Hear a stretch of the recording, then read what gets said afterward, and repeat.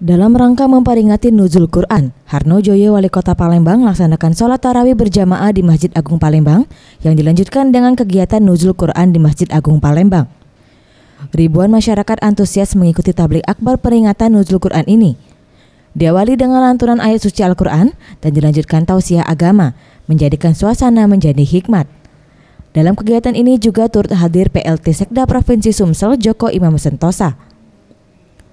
Di sela kegiatan, Harno Joyo, Wali Kota Palembang, menyampaikan, melalui peringatan Nuzul Quran ini, diharapkan masyarakat dapat mengambil hikmah dari Al-Quran, karena Al-Quran merupakan petunjuk dalam kehidupan.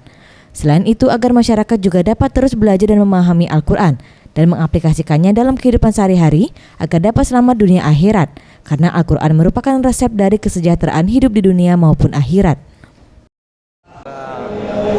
Belajar untuk memahami, lantas mengaplikasikan dalam kehidupan kita sehari-hari apa yang terkandung di dalam Al-Quran. Insya Allah kita akan selamat dunia dan akhirat, karena resep keselamatan, resep kesejahteraan hidup kita di dunia dan akhirat.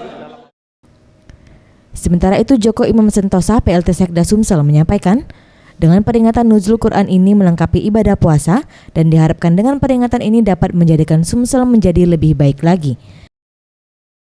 Hari yang sangat ditunggu-tunggu, jadi tanpa terasa hari ini kita sudah yang ke-17.